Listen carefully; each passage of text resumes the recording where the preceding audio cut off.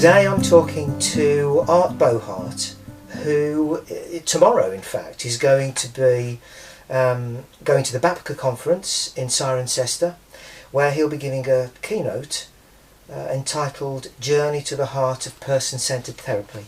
And Art's most well-known book is the 1999 book How Clients Make Therapy Work, which he co-authored with Karen Tolman. So Art, welcome to the UK. Thank you.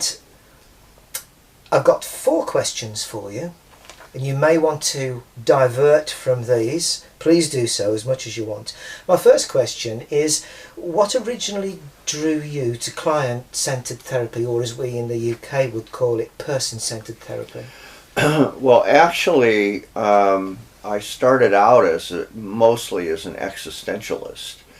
And philosophically, I liked the existential point of view with all its emphasis on human self-creation, in effect, and finding meaning and things like that. And then I liked it philosophically, but I couldn't find a method that fit with it. And so when I was actually trying to do therapy as a graduate student, I really didn't have a very good feel for what I was doing. And what happened was I read an article by Eugene Gendlin called The Experiential Response. And in it he gives what amounts to nice specific directions for doing empathic reflecting. And I don't mean the way it's typically taught. I meant more in terms of the sense of it or the meaning of it. And I went in to see my client the next day, who was about a 10-year-old boy and was acting out.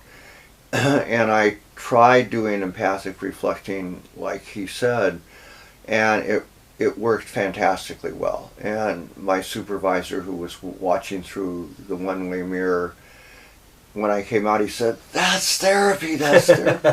and literally one session, and the following week the mother said, "I don't know what you did, but he's been so much better."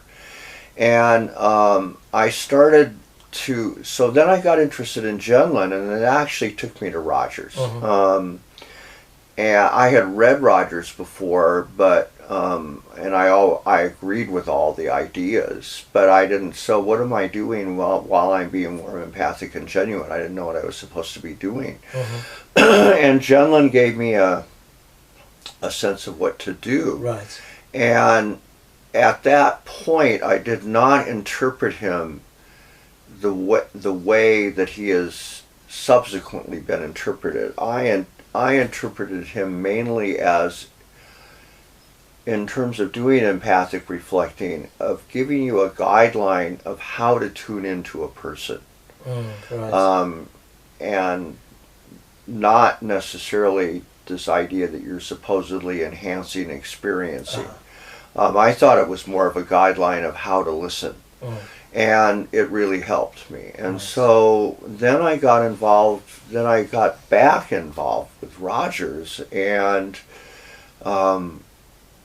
it just fit with me. The whole idea, it just fit perfectly with the experiences I had had with all my clients, where I had repeatedly seen that if you responded to them as persons, they grew.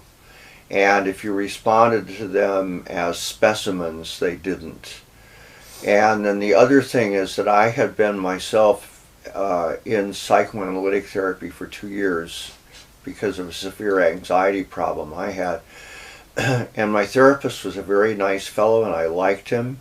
He was considered a very good analyst. But that way of relating to yourself, which comes out of that approach to therapy, which is very much to kind of look at yourself as a specimen, was very non-productive for me.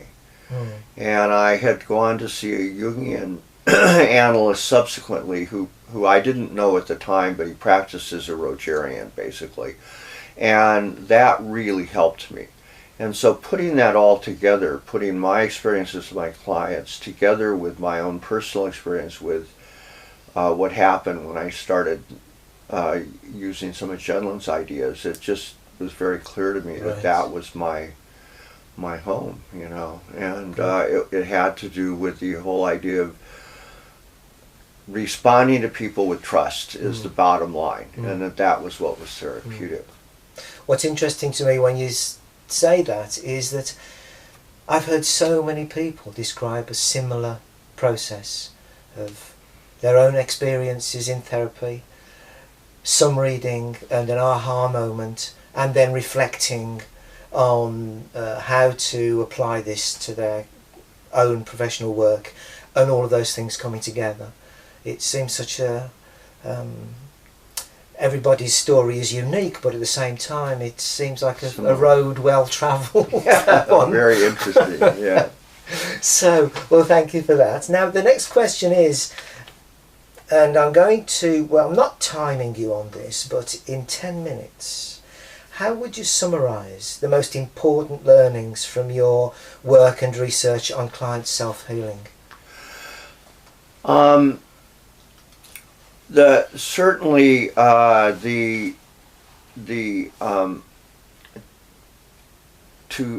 go through the I'll just give the argument, which is that we happened on the idea, Karen and myself, through two sources. One was that we did a little research study where I was at the time very influenced by a later interpretation of Jenlen's work, which I know we're going to get to in another question, so I'll pass on that right now. But it was the idea of enhancing experiencing, and I was very much into that. And so we did a little research study where we gave volunteer clients, one session, kind of analog research, where they talked about a problem, a real problem, but obviously not a terribly deep problem.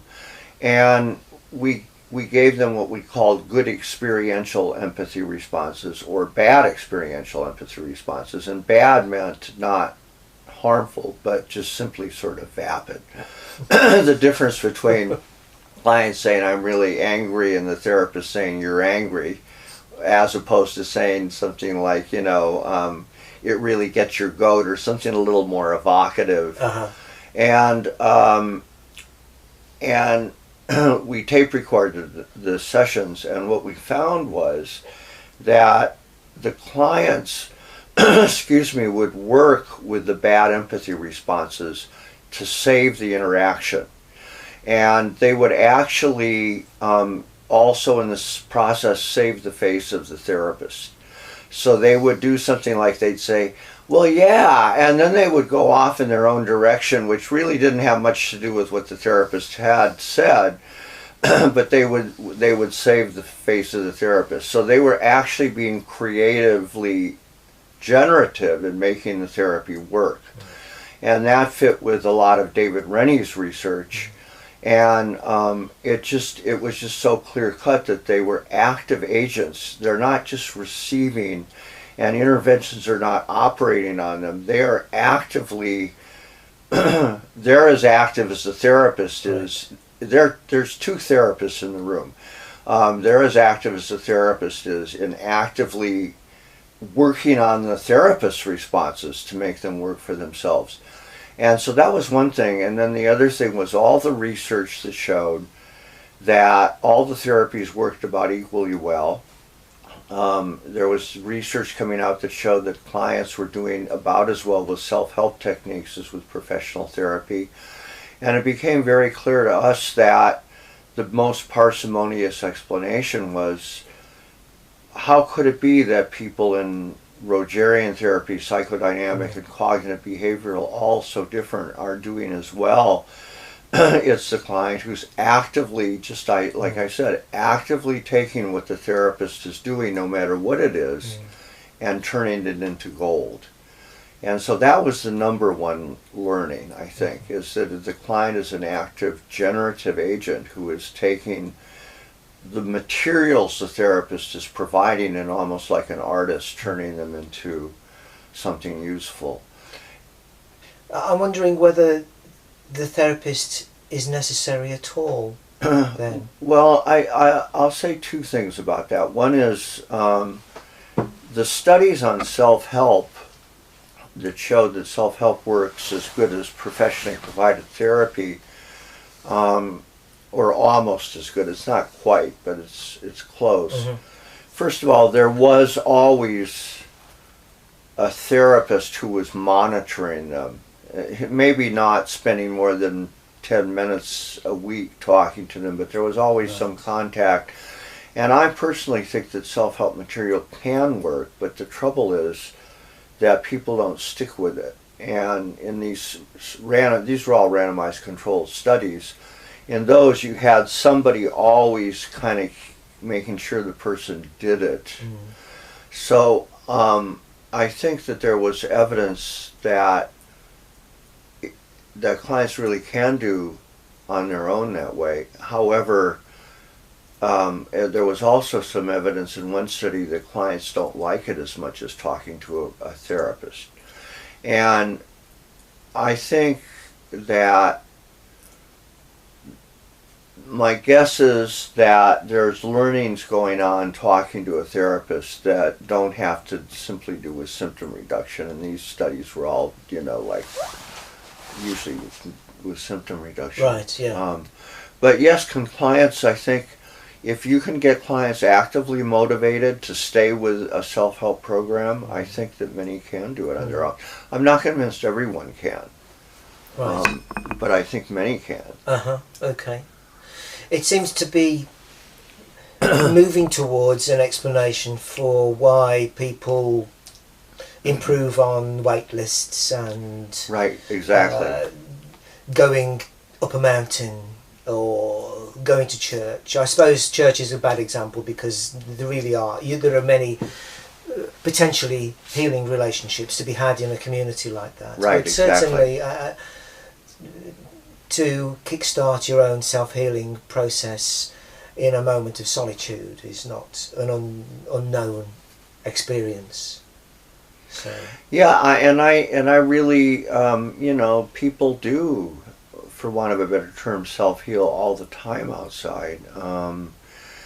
When I've started teaching this to students, I'll often ask them to recall an incident where they got over something without a professional therapist. The only thing I want to say about that is what I don't like about that is the implication that some could draw that therefore why should you go to a therapist? In other words, is there something really wrong with you that you have to go to a therapist? And what I've found is that you can't make that kind of conclusion. I mean, in my own life, I had two major problems. One of them, my anxiety, I got over by myself. And when I got divorced, I developed a drinking problem. I'm sorry, my anxiety I got over with a therapist. And when I got divorced, I developed a drinking problem. And that pretty much I got over by myself. I think that from comparing those two, I still don't know why I got over one by myself and the other I really did need a therapist. But I think it's we don't know enough to know what's the difference. Sure. But clearly people need therapists, and clearly it doesn't necessarily have to do with the severity of the problem or anything wrong with them. I suspect it's circumstances. I suspect it's a lot circumstances. Yeah. I like the idea that there's an awful lot we don't know. That fits with my model of the world. Okay, let me move on. Now, over the years, I've heard you speak positively about both classical, non-directive, client-centered therapy and been very supportive, and about new developments. And you seem to stand in between the two. I want to call them sides, but I don't want to give the impression that they're in any kind of conflict or battle, even though sometimes it looks like that. Sometimes it is. Yeah, I was trying not to go there. It looks an uncomfortable place to be, and I'm wondering how you find it and what your experience of being the man in the middle might be. Well, let me again go back to the Genlin thing, because when I first ran into Genlin, I just simply saw him as deepening client-centered theory.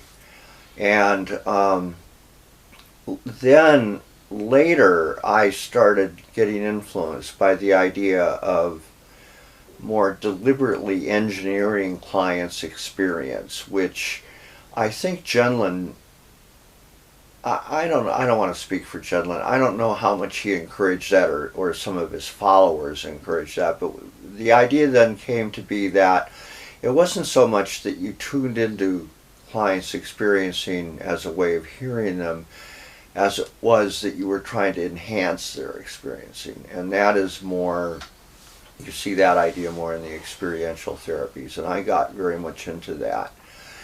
And I was into that until 1988 at the Leuven conference, when Barbara Broadley spoke up in one of her talks and said that Genlin's approach was different than client-centered, and I was absolutely shocked. And it took me a long time to assimilate that, but I finally decided that she was right. And I then decided, I agreed with her, because she also said that there was a family of person-centered therapies, and that client-centered therapy was one member and Genlin's focusing approach was another member. And I came to believe that. And as I worked with it, I ended up moving actually more towards her direction, though probably not completely. But I believe that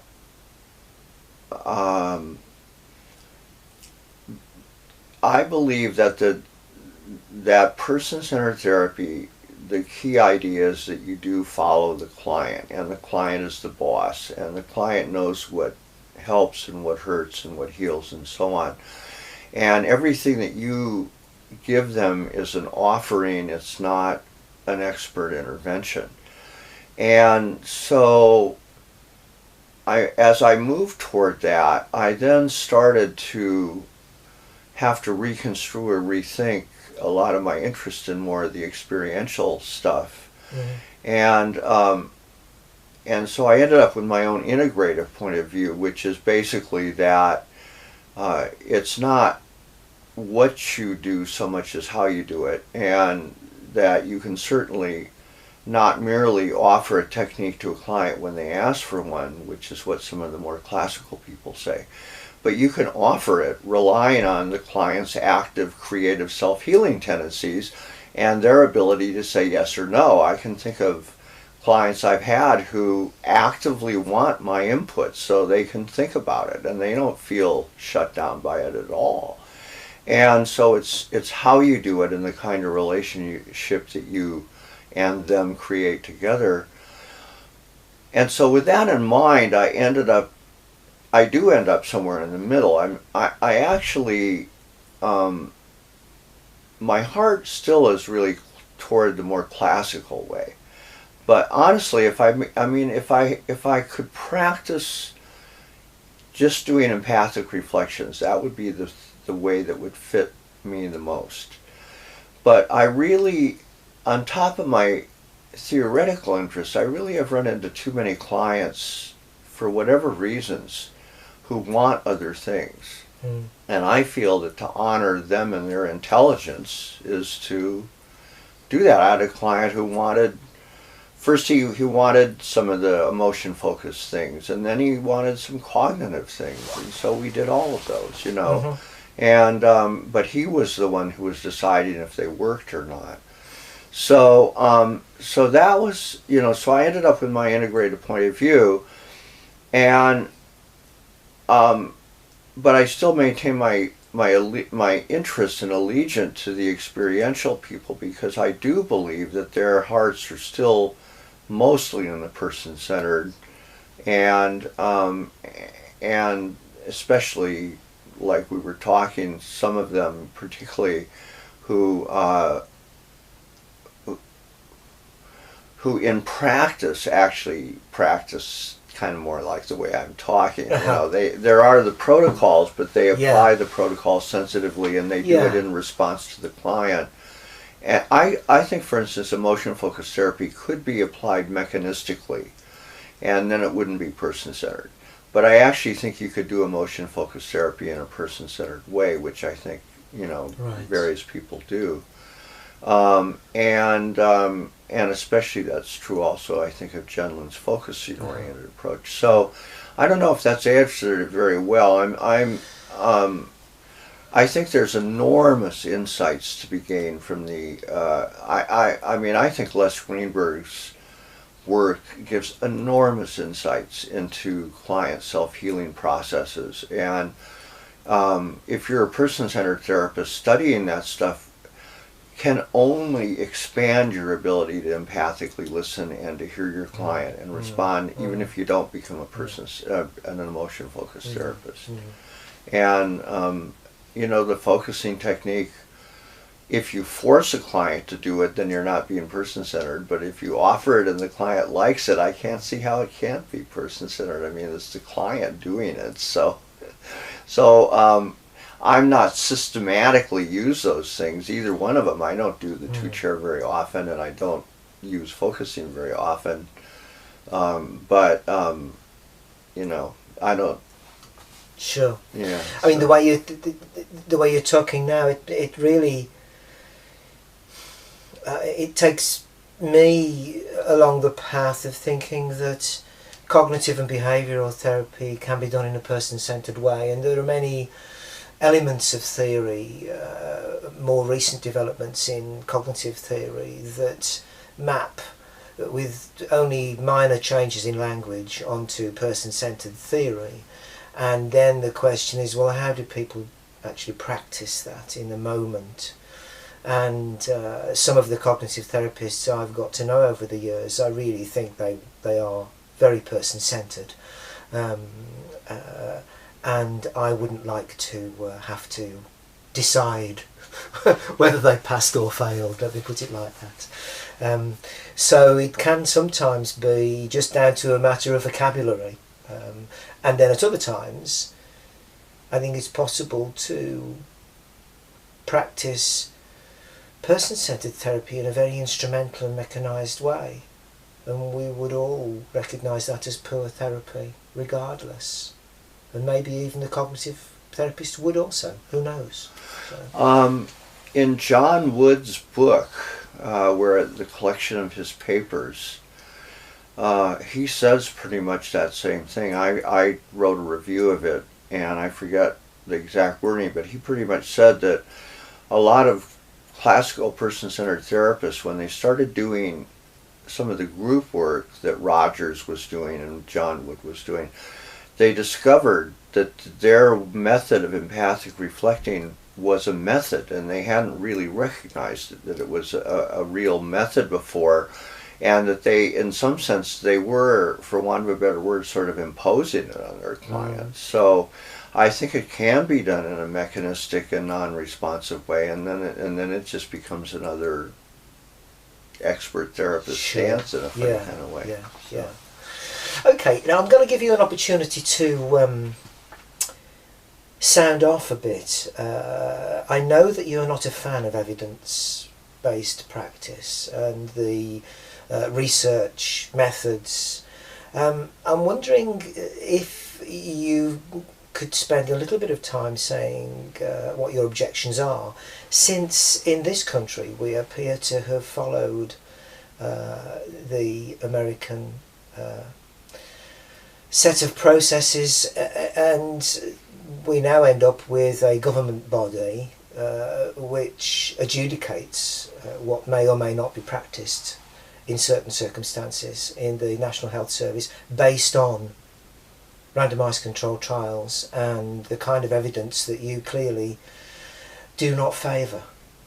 What is it that you object to? Well, actually that's a very complex question. I'll try to give it very as succinct as I can. First of all, in the United States now, there's a distinction between empirically supported treatments and evidence-based practice.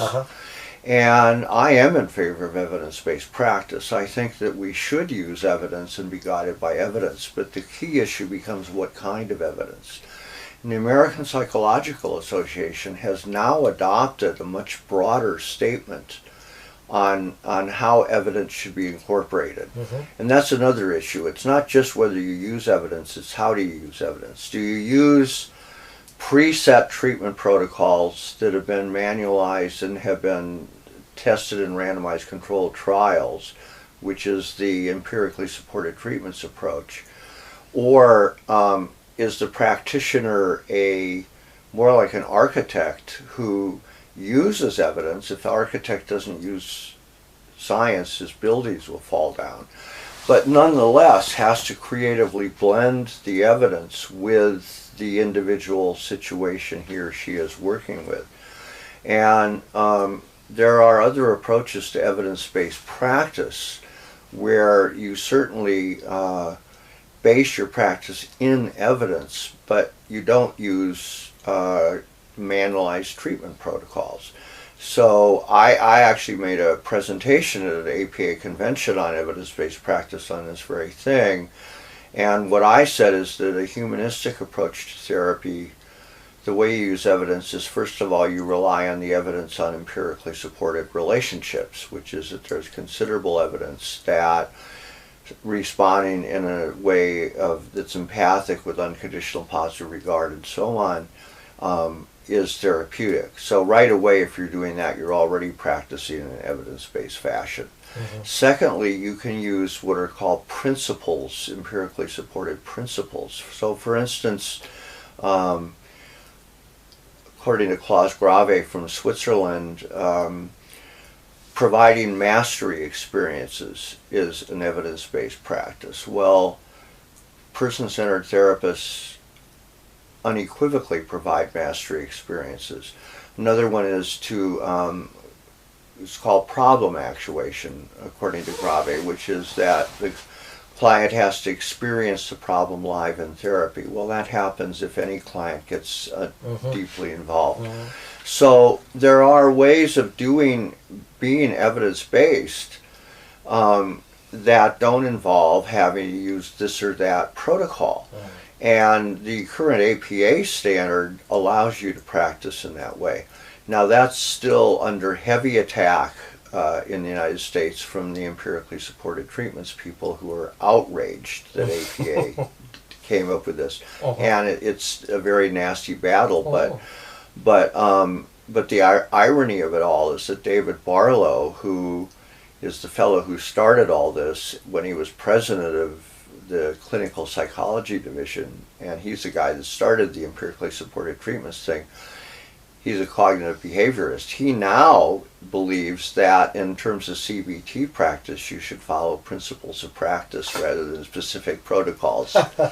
But that's my main answer to that. Is that empirically supported treatments are a narrow way of looking at evidence, and there's a huge amount of evidence that supports other ways of practicing, and it's bad science.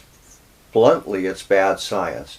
And on top of it, the newest thing is the whole feedback outcomes management thing, where if you have clients fill out little scales at the end of sessions, and then you perhaps discuss the scale with them at the beginning of the next session, your outcomes go way up, and the effect is much more powerful than the use of empirically supported manualized treatments.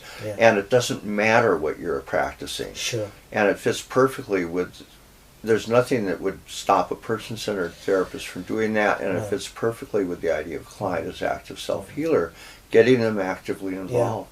So that would be my answer to that. So that's Scott Miller's work, isn't it? The feedback-informed treatment stuff that we and people that are watching this, I'd encourage them to look at Scott Miller's website, where there's a lot of information about that. or Barry Duncan. So okay, that's fascinating, and I suppose it's a sensitive subject over here because we do have, as I say, a government organisation, NICE, who issues protocols for clinical psychologists and psychotherapists, regarding what is a recommended treatment and what is not a recommended treatment. And the recommended treatments are ones that have an evidence base that is empirically supported, with the top line evidence being randomised controlled trials, and very little is recommended if it doesn't have randomised controlled trials backing it up. It's a bone of contention, as you can imagine. So interesting to hear you say, hear you talk about that. Well, I think I'm not the only one who would believe this. What I said, David Orlinsky, who many would probably consider the dean of psychotherapy researchers, has openly said that the empirically supported treatments thing, I'm not quoting him exactly, but basically it's bad science. Mm. And I honestly think that that is bad science. It's not. It's not scientific to restrict practice in that way. Mm. And that is the effect, of course. It narrows down the provision, prevents therapists from being creative in their application if they're supposed to be following a manual. It doesn't feel good practice, let alone good science. Right. Okay, one last question. I don't know the extent to which this applies in the United States, but certainly in the United Kingdom, client-centred therapy has been in decline for a number of years now, with the advent of cognitive behavioural therapy. Do you think anything can be done to reinstate client-centred and person-centred therapy as a mainstream therapy? And if so, what? I really don't know. I pondered that a lot, and I wonder if there's just a natural evolution of things, and that it's maybe there will be no way to reinstate it, but what will happen is it will show up again in a new form in the not too distant future. I think one of my colleagues, Maureen O'Hara, has been very, very encouraged by things like the recovery movement and things like that, where the consumer movement, it might be called over here, where consumers are actively taking more and more of a role in their own treatment, and their principles, the principles of the recovery movement in the United States, are all person-centered. And I think that one way I think she would suggest, and I would probably suggest too, would be for person-centered people to more actively align themselves with that movement, and because we're brothers and sisters under the skin, and I think that is one way, and I don't have any other brilliant ideas other than I've said to some of my friends that we're like an underground movement at the current time, but you keep it alive until it's the time for it to come back out. And there will be another time. We're in a conservative time now in general, and there will be a time when there will be a new generation that's going to come along and find those ideas interesting again. So I say keep it alive. And, okay. We'll keep the flame alive in our little private shrines. Right. Ready to set the world on fire again. Right. When the time is right. Right. Thanks very much, Art. Okay.